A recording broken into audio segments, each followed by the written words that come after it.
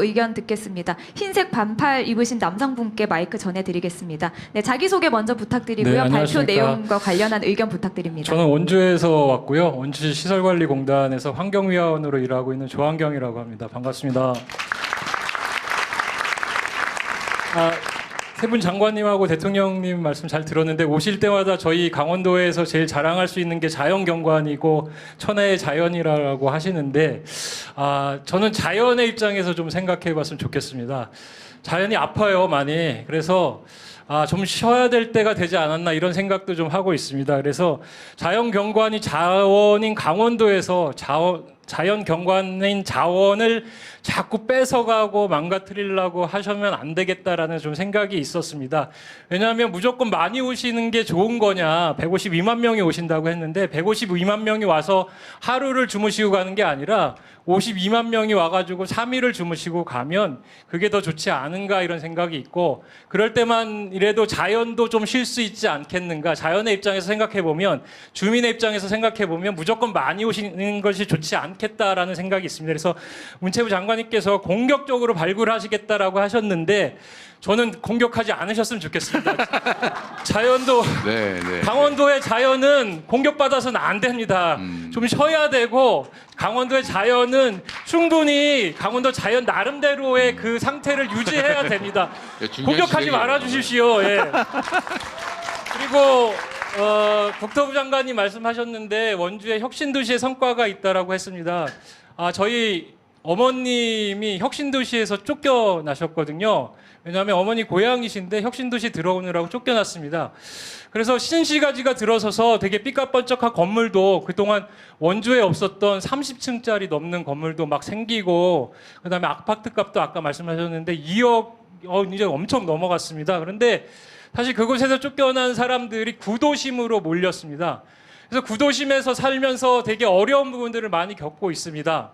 그리고 또 구도심에는 고령의 노인들도 많이 계시지만 요새는 또 이주 노동자들도 많습니다. 제가 일하고 있는 상지대학교 근처에도 되게 고령의 노인들도 많으시지만 이주 노동자들도 많습니다.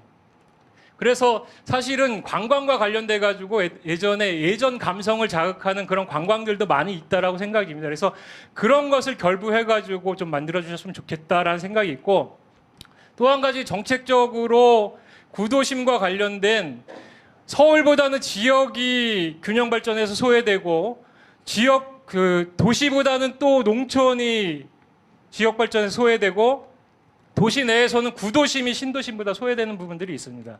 사실은 그게 균형 발전하자라고 하는데 해당 지자체에서는 사실은 예를 하나 들자라면 청소 행정 하나만 가지고도 구도심에 소외된 사람들을 더더욱 소외시키는 부분들이 있습니다.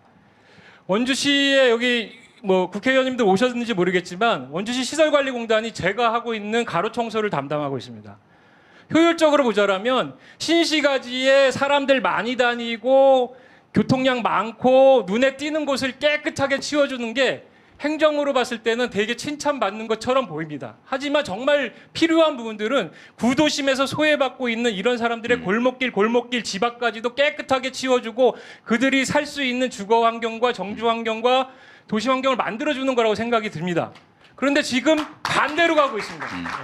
원주시 시설관리공단은 골목길에서 일하고 있는 저 같은 청소 환경미화원들을 빼라고 합니다.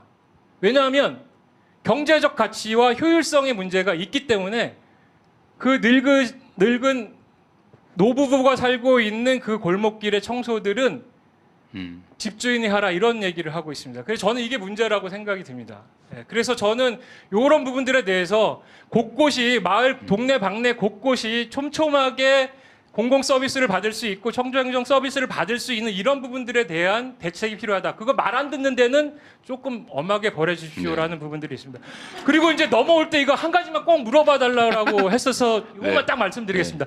대통령께 궁금한 게 한 가지가 있는데요. 대통령님의 업무 추진비와 특활비를 공개하신다라고 했었습니다. 그래서 얼마나 되고 어디다 쓰시는지를 여쭤보고 싶습니다. 왜냐하면 원주시 시설관리공단에서 시장과 이사장의 업무 추진비 때문에 엄청 문제입니다. 보신탕, 사철탕, 영양탕 90번 넘게 먹은 이사장의 업무 추진비에 대해서 아무도 얘기도 못합니다. 원주시에서 감사했는데 감사는 그냥 경고로 끝났고 주의로 끝났습니다. 이런 부분들에 대해서 네. 다시 한번 밝히면서 솔직히 정말 대통령님의 업무 추진비 액수와 사용 내역이 궁금합니다. 네, 말씀 감사. 간단한 것부터 얘기를 좀 하면은 나는 업무 추진비를 어떻게 쓰는지 내가 모릅니다. 그거는 규정에 따라 다 이미 공개하고 있을 거고 그건 한번 보세요.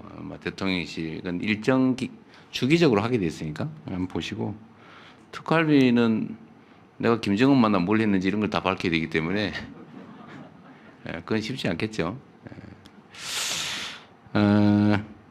아주 재밌는 제가 이 두 분 말씀을 듣고 나니까 이 강원도 도민들의 수준이 엄청 높다 이런 생각이 들었어요. 정말로 공격적이지 말아야 된단 말 진짜 갑자기 공감이 됐어요. 이게 정말 정확한 지적을 한 것 같아요. 제가 국토부 장관님한테 하나 뭐 물어볼게요. 전북이시니까 그 덕유산 있잖아요. 무주의 덕유산. 제가 그 덕유산을 엄청 좋아했는데 그 제가 케이블카 생긴 다음부터 절대로 안 가거든요. 실제 어떻습니까? 실제로 그 덕유산의 등산객이나 이 사람들이 케이블카 생긴 전후로 비교하면 좀 어때요? 방문객이나 이런 거? 어쨌든 좀 변화가 있는 측면이 있죠. 좀 어떻게 변했어요, 그러니까? 구체적인 건 저도 수치를 모르겠고요. 잘 모르겠어요. 예. 긍정적으로 부정적으로도 모르겠어요. 부정적이죠. 아무래도. 다만 이제 왜 그 주변과 관계된 관광객과 연동되면 좀 얘기는 달라지는 게 그래요? 있습니다. 예.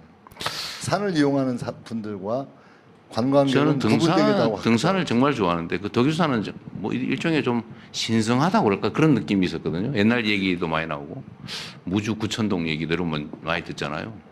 그 신비함이 다 사라져 버렸어요. 그 케이블카 만들면서 제가 등산을 나중에 한번 가본 일이 있는데 산을 막 열심히 한 서너 시간 가는데 구두 신는 사람이 딱 나타난 거예요. 그게 뭐지? 이걸 봤더니 그 바로 밑에 케이블카 있더라고. 그래서 다음부터는 절대로 안 가게 됐어요. 지리산 같은 경우에도 네. 그게 만들어지고 넘어가는 찾길 만들면서 그렇죠. 그렇게 됐죠. 예. 그 노고단 쪽을 제가 또 안 가게 됐습니다. 노고단 쪽이 그렇습니다. 차로만 가야 돼. 차로 휙 지나가. 전에는 노고단이 참 예쁜 봉우리였는데 올라가기도 어려웠고. 그 말이 공감이 가는데 그건 결국은 우리 도민들의 일반적 정서가 제일 크게 영향을 미치겠죠.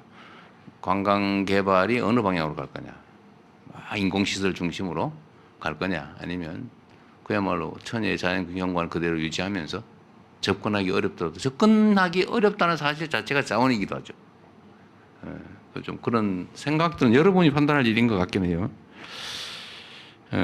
재미있는 얘기. 구도심이 다 망한다. 신도시 중심으로 가면 구도심이 망한다. 이게 전국의 지방도시들이 다 겪고 있는 문제죠.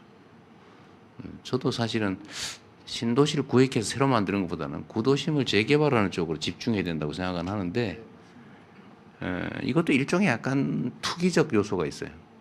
그 돈도 적게 묶이고 그 누군가는 혜택을 보는데 구도심은 마치 그 무슨 접이 빠지듯이 쭉 빠져버리잖아, 그죠?